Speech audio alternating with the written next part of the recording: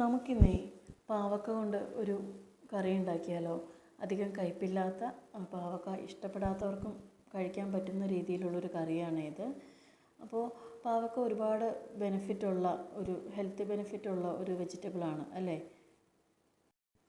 Vitamin C rich ആണ്. അതുപോലെ തന്നെ മഗ്നീഷ്യം, കാൽഷ്യം, അയൺ ഇങ്ങനെയുള്ള എലമെൻറ്റ്സ് എല്ലാം ധാരാളമായിട്ടുണ്ട്. അപ്പോൾ നമ്മുടെ സ്കിൻസിനൊക്കെ ഇത് വളരെ നല്ലതാണ് പാവയ്ക്ക അല്ലേ? അപ്പോൾ ഈ പാവക്ക ഞാൻ 4ആയിട്ട് മുറിച്ചിട്ട് ചെറിയ പീസുകളായിട്ട് ഈ കാണുന്ന രീതിയിൽ കട്ട് ചെയ്ത് വെച്ചിട്ടുണ്ട്. അതുപോലെ തന്നെ ഇനി ആവശ്യമായിട്ടുള്ളത് തേങ്ങാക്കൊത്ത്, സവാള, ഈ 2 കാര്യങ്ങളും ഞാൻ ഇതേ രീതിയിൽ തന്നെ ഈ പാവയ്ക്ക അരിഞ്ഞ അതേ സൈസിൽ തന്നെ കട്ട് ചെയ്ത് വെച്ചിട്ടുണ്ട്. പിന്നെ നമുക്ക് ആവശ്യമായിട്ടുള്ളത് നീളത്തിലരിഞ്ഞ 2 പച്ചമുളക്, 2 വറ്റൽമുളക്, കുറച്ച് കറിവേപ്പില, വെളുത്തുള്ളി, പൊടിയായിട്ട് അരിഞ്ഞ ഇഞ്ചി, ഇത്രയുമാണ് കേട്ടോ നമുക്ക് ആവശ്യമായിട്ടുള്ളത്. ഇനി നമുക്ക് തേങ്ങ, സവാള, പച്ചമുളക്, വെളുത്തുള്ളി, അതുപോലെ തന്നെ അരിഞ്ഞു വെച്ചിരിക്കുന്ന പാവയ്ക്ക, ഇവയെല്ലാം കൂടെ ഒരു പാത്രത്തിലിട്ടിട്ട് നന്നായിട്ട് കൈവച്ച് തിരുമുക. നന്നായിട്ട് ഒരു 5 മിനിറ്റോളം അങ്ങനെ തന്നെ ഒന്ന് തിരുമ്മി അതൊന്ന് സോഫ്റ്റ് ആക്കുക.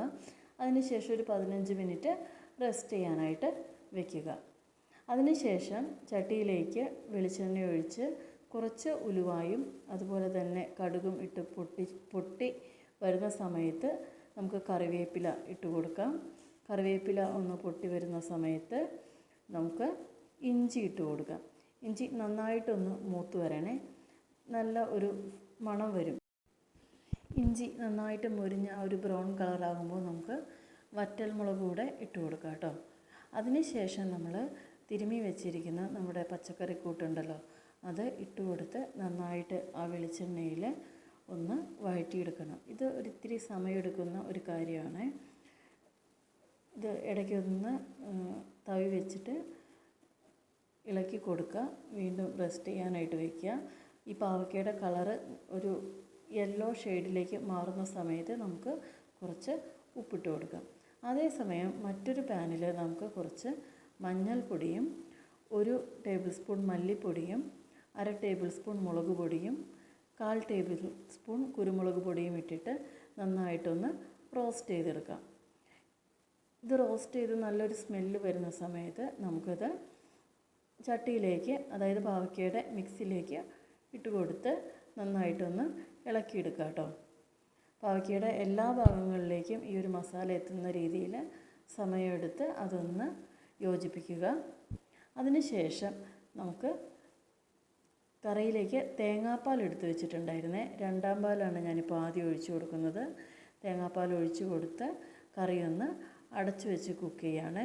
2ാം പാലിൽ കിടന്നതൊന്ന് ചെറുതായിട്ടൊന്ന് വെന്ത് വരണം. ആ സമയത്ത് നമുക്ക് കറിയിലേക്ക് ആവശ്യമായിട്ടുള്ള ഒരു 2 ടേബിൾ സ്പൂൺ വിനാഗിരി ഒഴിച്ചു കൊടുക്കുന്നുണ്ട്. അതുപോലെ ഒരു പിഞ്ച് പഞ്ചസാര ഇട്ട് കൊടുക്കുന്നുണ്ട്. ഇനി ആവശ്യമുള്ളത് പിന്നീട് നമുക്ക് ചേർക്കാം. ഓക്കെ, ഇനി കറിക്ക് ആവശ്യമായിട്ടുള്ള ഉപ്പ് കുറച്ചുകൂടെ ഞാൻ ഇട്ട് കൊടുക്കുന്നുണ്ട്. ടേസ്റ്റ് ചെയ്ത് നോക്കിയപ്പോൾ കുറവ് തോന്നിയതുകൊണ്ട്. ഇനി ഇപ്പോൾ ഈ കറി വറ്റി വരുന്നത് കണ്ടോ, ഇതൊരു ചാറ് കറിയൊന്നുമല്ല കേട്ടോ, ഒഴിച്ചു കറിയൊന്നുമല്ല. ഇനി ഞാൻ അവസാന സ്റ്റേജിൽ 1ാം പാൽ ഒഴിച്ചു കൊടുത്ത് നന്നായിട്ടൊന്ന് മിക്സ് ചെയ്തു. മൺചട്ടി ആയതുകൊണ്ടാണ് കേട്ടോ ഇതിങ്ങനെ തിളച്ച് നിൽക്കുന്നത്. ഞാൻ സ്റ്റൗ ഓഫ് ചെയ്തിട്ടുണ്ട്. അവസാനം കറിവേപ്പില ഇട്ട് മൂടി വെച്ചു.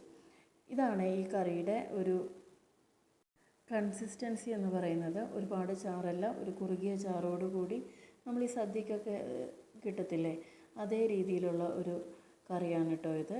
പാവക്ക ഇഷ്ടമല്ലാത്തവർക്കും ഇത് ഇഷ്ടപ്പെടും തീർച്ചയായും.